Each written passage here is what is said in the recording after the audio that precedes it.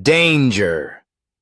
Thailand is entering the rainy season with floods and cyclone-strength winds in all regions, and Bangkok, the saturated ground and strong winds are a danger to already earthquake-damaged buildings. Strong winds can potentially bring down a building that has already been damaged by an earthquake.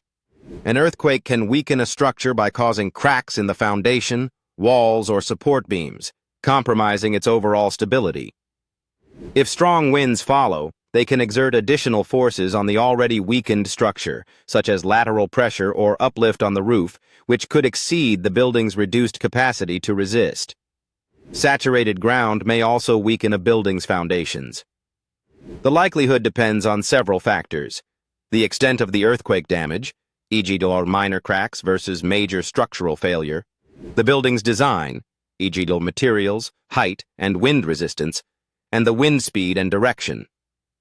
For example, poorly constructed buildings or those with unreinforced masonry are especially vulnerable. Historical cases, like the aftermath of the 2011 Christchurch earthquake in New Zealand, showed that subsequent weather events, including high winds, worsened damage to already compromised structures.